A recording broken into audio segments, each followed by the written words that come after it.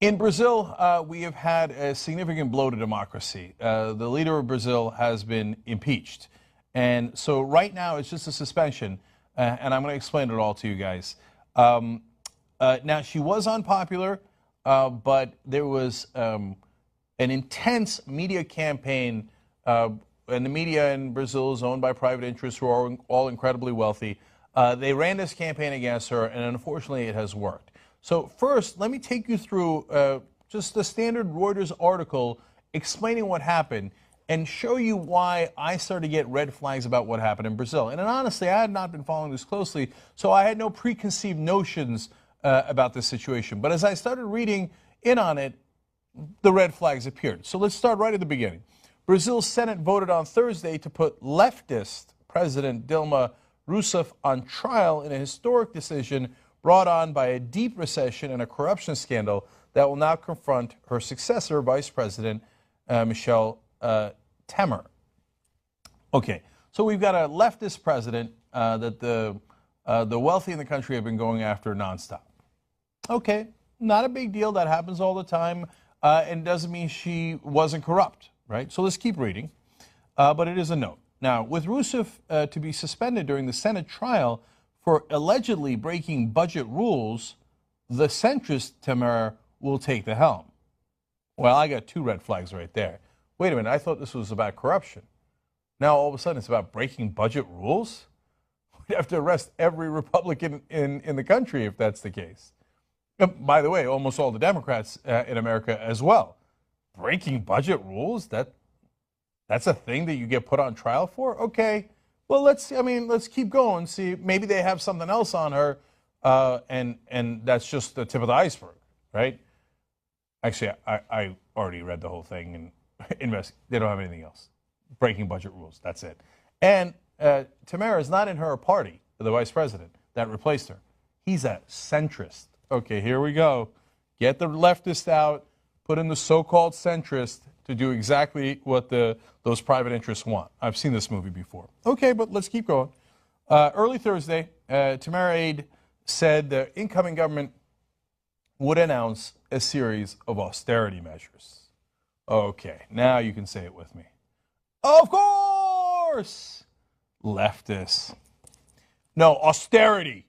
Okay, the Brazilian people will pay back those investors, okay? The investors have to have their way, and they will get a good rate of return on the backs of the Brazilian people. Here comes the austerity measures. Probably had nothing to do with it. Probably those budgetary rules were so important.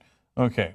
Temer plans to appoint Henrique Morales, and sorry for butchering all of these names, a former central bank president and banking executive who's popular with foreign investors. So here comes the people popular with foreign investors. If you haven't seen this movie before, it happens all over the world. You get really wealthy people who donate, sometimes venture capitalists, hedge funds, private equity guys, foreign investors, banks, large banks, right? And they are usually in some ways aligned with the incredibly wealthy people inside Brazil, and some of the people inside Brazil are also owed money by the government. And the people who own the media are usually incredibly wealthy corporations or individuals, and they decide that they would like a good rate of return, and if things are going south a little bit, it's time to move that annoying leftist out who's trying to care about the poor, the middle class. No. Foreign investors must be paid. Okay, so here comes austerity measures, and what are they going to do as part of that? Quote, overhaul of pension, tax, and labor laws. Here, I'll go ahead and make a prediction ahead of time that the tax revisions they make are not going to be to tax the rich more. No. It's going to be to cut your pension if you live in Brazil. It's going to be to get loosen labor laws, so deregulate, so they can pay you less, and they can make sure that there's less safety concerns, so they can make more money, and the taxes will be redistributed towards the top. That's going to be the austerity measures put in by finance ministers friendly to foreign investors. Okay, well, what else is this new administration promising? Well, quote, they're promising pro-market policies, another flag, to bring the deficit under control, rein in inflation, and get the economy growing again. Now, again, I want to clarify here. It's not that the Brazilian economy doesn't have troubles. It does. And I'm not saying that Rousseff was the best leader Brazil could have, or that she did a wonderful job. So that's a level of detail that I honestly have not gotten into, right? And could you have a better leader of Brazil? Could it be from a different party? All those things are, of course, eminently possible. But what I care more about is democracy. Do we have a real democracy in Brazil? Because it's one of the largest nations in the world, or do we not, right? So if all of a sudden you have, in essence, a coup with a made-up charge of violating budgetary rules that has actually nothing to do with corruption, and you remove somebody from power because you want foreign investors to be paid off and for there to be pro-market decisions that are made, that is not the right way to conduct your democracy. Okay. Well, now, you might say, Cenk, let's be fair. The guy who's replacing her, the vice president, he's probably more popular, right? So fair is fair, because she is, at this point, very unpopular in Brazil. Okay, so let's find out what percentage of people in Brazil would like Temer to be the president instead. Just 1% of those surveyed would vote for him if there were new elections. Wow. I'm not sure I've ever seen someone more unpopular in my life in any country. He'd get 1% of the vote. Democracy? Who needs that? No, we just get rid of the democratically elected person, who was, by the way, recently re-elected, and we just put in the guy who is maybe the most unpopular guy in the country. Okay, well, now we go to The Intercept, and we find out more about this guy. Okay, he's not popular, but since we had so-called corruption, at least he's probably squeaky clean, right? Here's what The Intercept reports. The person to be installed is awash in corruption, accused by informants of involvement in an illegal ethanol purchasing scheme. He was just found guilty of and fined for election spending violations and faces an 8-year ban on running for any office. They put in a guy who literally won't be able to run for dog catcher in Brazil, and he is the most unpopular politician in the country, but because foreign investors, they got to get paid. So you've got some real issues with the economy and with the budget in Brazil. You had a democracy, you elected someone.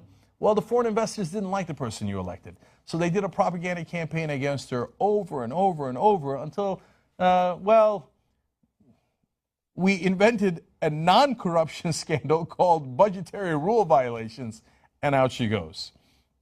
The Intercept explains about Temer, the guy coming in, but don't worry, he will faithfully serve the interests of Brazil's richest.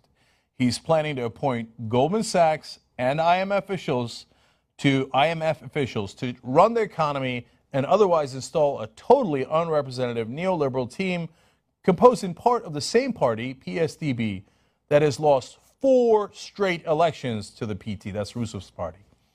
So the party that lost the 4 elections is now somehow, in essence, back in charge along with Goldman Sachs.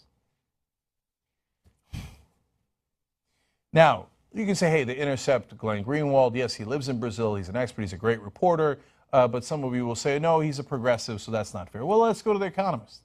The Economist is nobody's liberal. Okay, that is a magazine that is fairly conservative, certainly conservative on economic issues. And even The Economist said that this procedure was, quote, a pretext for ousting an unpopular president. So even the conservatives are like, come on, let's keep it real. There was no real corruption scandal here. It's just a pretext, right? We don't like her. We got to get her out. And back to that private media that ran the campaign against her. Reporters Without Borders says, quote, and remember, these are the guys who are in charge of making sure that the journalists are on point, right? They protect journalists. They like media. They like journalists. But here's what they say. In a barely veiled manner, the leading national media have urged the public to help bring down President Dilma Rousseff. The journalists working for these media groups are clearly subject to the influence of private and partisan interests, and these permanent conflicts of interest are clearly very detrimental to the quality of their reporting. That's a very polite way of saying, yeah, they made up a lot of stuff against her because their corporate bosses told them, we don't like her, we want our guy in charge. Okay. And how about the supposed purpose of this? It was because, oh my God, there's corruption, that's why we had to do it. Well, for that, we go back to Greenwald at The Intercept.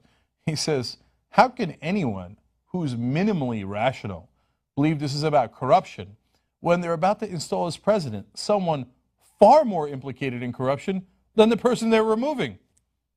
Well, a very fair point indeed. All right, but I want to leave you with one more person who's outraged by this impeachment. He says, impeachment is unthinkable, would create an institutional crisis. There is no judicial or political basis for it. Wait a minute. That's Temer, the vice president, who just replaced the president. Oops. Earlier, even he had said that this is a farce and unacceptable. Now he's like, what am I going to do? I guess I'm president. The least popular, perhaps most corrupt guy in the country, all of a sudden put into power by foreign investors. Does that look like a democracy to you?